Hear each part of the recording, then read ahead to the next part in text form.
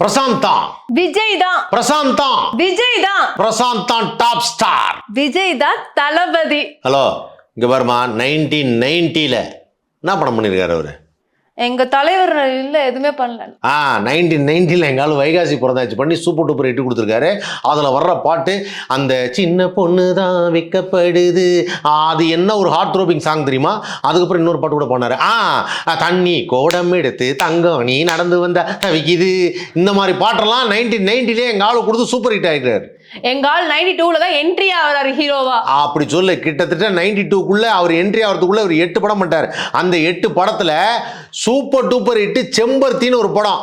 அந்த படம் வந்து பெரிய ஹிட் ஆகி எங்கால் டாப் ஸ்டார் அப்படின்னு சொன்னதுக்கு அப்புறம் தான் அங்கதான் விஜய் என்ட்ரியே கொடுக்குறார். எங்கால் முன்னாடியே சைல்ட்ஹுட் கேரக்டர்லாம் பண்ணிருக்காரு. இந்த மாதிரி குழந்தை நட்சத்திரமெல்லாம் எங்கால் பண்றதா இல்லை. அவங்க அப்பா அதெல்லாம் விடல. சின்ன வயசுல பையன் நல்லா படிக்கட்டும்னு விட்டாரு. தியாகராஜன் அவர்கள் நல்ல நடிகர், நல்ல டைரக்டர். ஆனா அதே சமயத்துல உங்க ஆள் வந்து சைல்ட்ஹுட் கேரக்டர் பண்ணியிருக்காருன்னா அவங்க அப்பா டைரக்டர் எஸ் ஏ சந்திரசேகர். அவருடைய படத்துல ஒரு சின்ன சின்ன கேரக்டர்ல இவர் தான் அடம்பிடிச்சு கேட்டிருப்பாரு நினைக்கிறேன். எங்கால் படம் பண்ண ஸ்டார்ட் பண்ணதுக்கு அப்புறமா சும்மா ஹிட் தெறிக்க விட்டார் தெரியுமா? ஹலோ ஹலோ ஹலோ ஹலோ, எங்க ஆள் வந்து வருஷத்துக்கு ஒரு தடவை வந்து மாஸ்டர் பிளாஸ்டர் ஹிட்னு சொல்லுவாங்க. அதாவது வெள்ளி விழா படம் மாதிரி எக்கச்சக்கமா கொடுத்துருக்காரு. செம்பருத்திக்கு அப்புறம் பார்த்தோன்னா அவர் கிட்டத்தட்ட வருஷம் அடுத்த வருஷமே, அதாவது 93லயே மணிரத்னம் டைரக்ஷன்ல திருடான ஒரு படம் பண்ணியிருக்காரு. தெரியும்ல, அப்பெல்லாம் மணிரத்னம் சார் கிட்ட படம் பண்றதுக்கு எவ்வளவு பேர் நம்ம கியூல காத்திருந்தாங்க.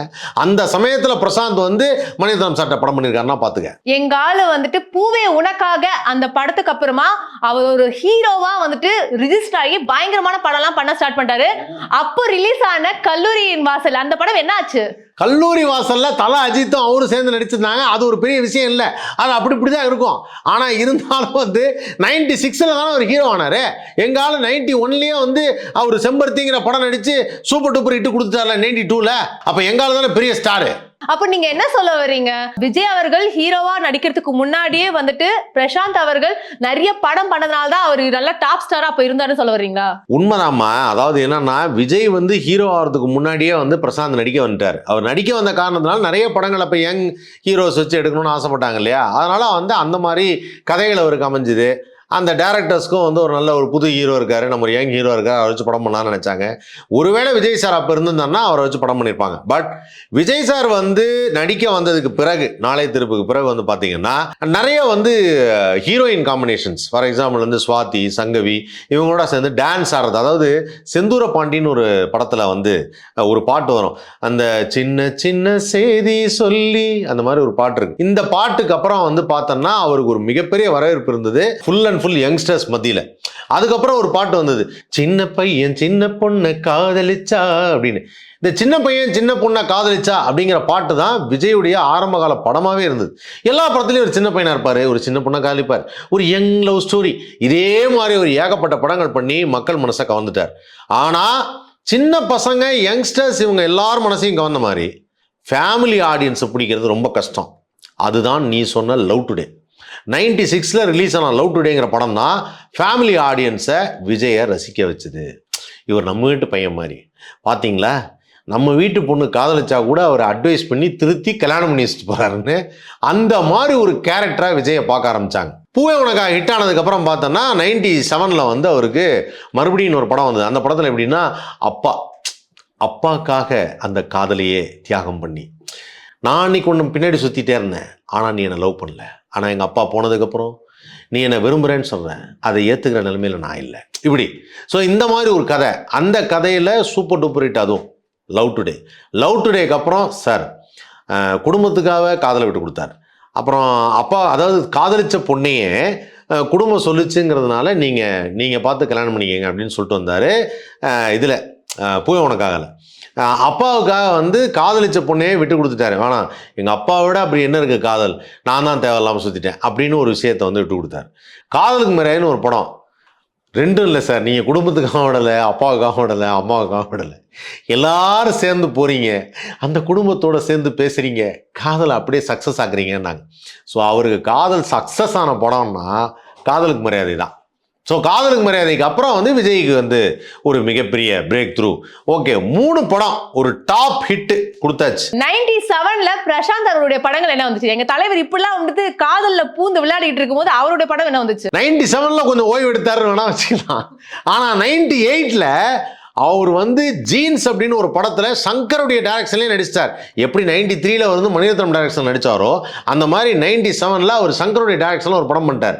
அந்த படம் எல்லாராலையும் பேசப்பட்டது. உலக அழகி ஐஸ்வர்யா ராயுடைய ஒரு ஜோடியா நடிச்சார்னா பாத்தீங்க, பல பேர் என்னை யோசிச்சிருந்தாங்க, ஐஸ்வர்யா ராய் அவங்களோட நான் எப்போ ஹீரோவா நடிப்பேன் அப்படின்னு யோசிச்சுட்டு இருந்த காலகட்டத்தில் அவர் அன்னைக்கே நடிச்சிட்டார். இதை நீ புரிஞ்சுக்கணும். 98ல என்ன படம் பண்ணாருன்னு தெரியுமா உனக்கு? வேற ஜீன்ஸுக்கு அப்புறம் அவருக்கு இன்னொரு படம் வந்தது. அந்த படம் எவ்வளோ பெரிய ஹிட் தெரியுமா?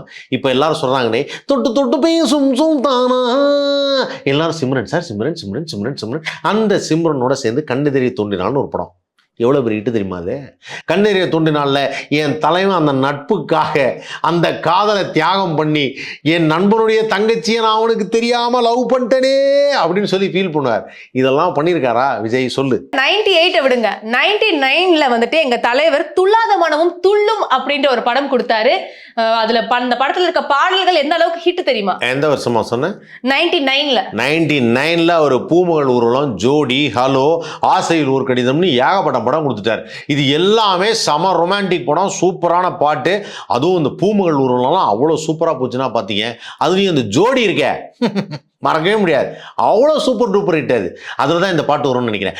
வெள்ளி மலரே வெள்ளி மலரே, அதில் சிம்ரன் கூட பயங்கரமாக டான்ஸ் ஆடுவாங்கன்னா பார்த்துக்கேன். 99 வந்துட்டு பிரசாந்த் சார் அவர்களுக்கு வேணா ஹிட் கொடுத்துருக்கலாம். ஆனா 2000ல நாங்க தான் குஷி, எஸ்ஜே சூர்யா அவருடைய இயக்கத்துல குஷி படம் எந்த அளவுக்கு ஹிட் தெரியுங்களா? ஹலோ, 2000ல நீங்க ஹிட் கொடுத்தாலும் இங்க பார்த்தேன் ரசித்தேன்னு ஒரு படம், சிம்ரனே அதில் நெகட்டிவ் கேரக்டர் பண்ணி லைலாவை லவ் பண்ற மாதிரி ஒரு சீனு, அவ்வளோ பேரும் அலறாங்க. அது தெரியும்ல, சிம்ரன் ஃப்ரெண்டா இருந்துகிட்டே ஹெல்ப் பண்ற மாதிரி அந்த கதையில எப்படி நடிச்சுப்பாங்க தெரியும்ல. அது பிரசாந்துக்கு எவ்வளவு பெரிய ஹிட் தெரியும்ல. என்னமா நீ பேசுற? 2000ல நீ பிரசாந்தோட ஹிட்டை பத்தி தெரியாம பேசுற. 2001ல என்ன பண்ணாரு? 2000ல எங்க ஆள் எப்படி குஷி கொடுத்தாரோ அதே மாதிரி 2001ல ஃப்ரெண்ட்ஸ், பத்ரி, ஷாஜகான் கொடுத்திருக்காரு. ஃப்ரெண்ட்ஸ், பத்ரி, ஷாஜகான். ஃப்ரெண்ட்ஸ் அந்த 3 பேர் சேர்ந்து, அதாவது விஜய், சூர்யா, ரமேஷ் கண்ணா. பத்ரி வந்து அந்த அண்ணனுடைய பிரச்சனைக்காக தம்பி போய் அதை வந்து சால்வ் பண்ணி வைக்கிறது. அதுக்கப்புறம் இன்னொரு படம் என்ன சொன்ன? ஷாஜகான். யார் காதலிச்சாலும் இவர் வண்டியில கூட்டு போவாரு, நேராக கூட்டு போய் நான் கல்யாணம் பண்ணி வைக்கிறேன்னு வேறு. அந்த படம் தானே? தெரியும். ஆனால் இதே 2001ல் எங்கால வந்து பிரியாத வரம் வேண்டும், அதுக்கப்புறம் ஸ்டாரு, சாக்லேட்டு, மஜ்னு. அதுலேயும் இந்த சாக்லேட்டில் மல்லே மெல்லே மெல்லே மெல்லே மெல்லே மல்லே மல்லே மல்லே இந்த மாதிரி ஐயோ அந்த அம்மா பேர் மறந்து போயிட்டேனே. அது அந்த அம்மா பேர் என்ன? மோனிஷா, மோனலிசா, ஐயோ மும்தாஜ். மும்தாஜ் அவங்களுடைய டான்ஸை எல்லாரும் பார்த்து என்ஜாய் பண்ணியிருக்கோம். ஸோ அதுக்கப்புறம் 2002ல் உங்கால் என்ன கொடுத்தாரு? தமிழன், யூத், பகவதி. தமிழன்ல வக்கீல வருவாரு, யூத்ல வந்து ஒரு செஃபா வருவாரு, பகவதி படத்துல வந்து அவரே ஒரு டானா வருவார். அதானே சின்ன பகவதி? அதானே தெரியும் எனக்கு. அது வந்து தம்பிக்காக ஒரு கேரக்டர், அது அண்ணனுக்காக, இது தம்பிக்காக. ஆனா 2002ல எங்கால தமிழ்னு ஒரு படம் பண்ணியிருக்காரு. இந்த தமிழ்ங்கிற படம் சூப்பர் டூப்பர் ஹிட். அதை டைரக்டர் ஹரி தான் டைரக்ட் பண்ணியிருக்காரு. தெரியல, அவருடைய டெபு ஃபிலிம் அது. எப்படி பாத்தியா? ஒரு டைரக்டருக்கே ஒரு லைஃப் கொடுத்துருக்காரு. 2003ல என்ன நடந்தது? 2002 ஆனா உங்கள்தான் இருக்கலாம், ஆனா 2003 எங்களோட தான். வசீகரா, புதிய கீதை, திருமலை தெரியுங்களா? வசீகரா, புதிய கீதை ரெண்டுமே கொஞ்சம் சுமாரா தான் போச்சு. திருமலை சூப்பர் ஹிட்டா போச்சு. ஆனா அதுக்கு ஈக்குவலா எங்கால ஒரு படம் கொடுத்துருக்காரு. இன்னைக்கு நம்ம எல்லாம் பேசக்கூடிய காமெடியில, அதாவது வைகை புயல், வடிவேலும் பிரசாந்தும் சேர்ந்து சுந்தர் சி டைரக்ஷன்ல வின்னர் அப்படிங்கிற படம் கொடுத்து வின் ஆயிட்டார். எப்படி? 2003ல. ஒரு ஆண்டு கூட உங்க ஆளுக்கும் எங்க ஆளுக்கும் சலைச்சவன் இல்லை. ஆமா, 2004ல எங்க தலைவர் வந்து தெரிக்க விட்டாரு. உதயா, கில்லி, மதுரைன்னு சொல்லி சூப்பர் ஹிட் படம் எல்லாம் கொடுத்திருக்காரு. உதயா சுமாரா தான் போச்சு, கில்லி சூப்பர் டூப்பர் ஹிட் ஆச்சு, மதுரை படமும் சுமாரா தான் போச்சு. அது உங்களுக்கு தெரியாது. ஆனா அதே 2004ல எங்க ஆளு ஷாக் கொடுத்திருக்காரு. ஷாக்குன்னு ஒரு படமும், ஜெயின்னு ஒரு படமும் கொடுத்துருக்காரு. அந்த படத்தை அப்புறம் நாங்கள் மட்டுமே பார்த்து எல்லாரும் என்ஜாய் பண்ணோம்னா பார்த்துக்க. ஷாக் ஆனால் ஓரளவுக்கு தானே போச்சு. ஷாக் வந்து ஒரு த்ரில்லிங் படம், அது ஒரு த்ரில்லர் படங்கிறதுனால அது மாதிரி. இதுக்கப்புறம் எங்க ஆளோட ஆட்டம் தான். என்ன 2005க்கு அப்புறம் பார்த்தீங்கன்னா திருப்பாச்சி, சுக்ரன், சச்சின், சிவகாசி.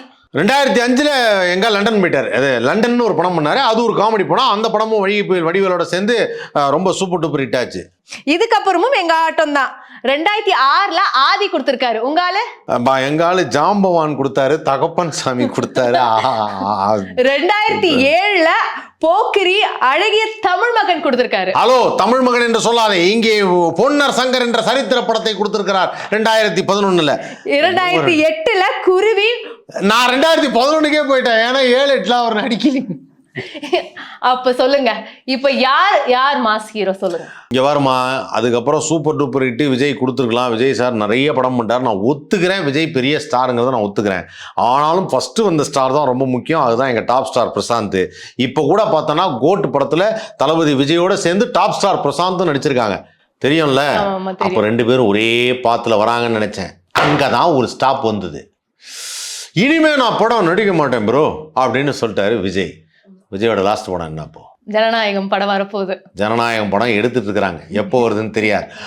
ஆனா பிரசாந்த் அப்படி சொல்லவே இல்லை. அடுத்த படத்துக்கு பூஜை போட்டுட்டாரு. அந்த படமும் கூடிய சீக்கிரம் ரிலீஸ் ஆக போகுது. So the evergreen star, top star Prashanth. Prashanth Prashanth Prashanth Prashanth ரசிகர் மன்றம்.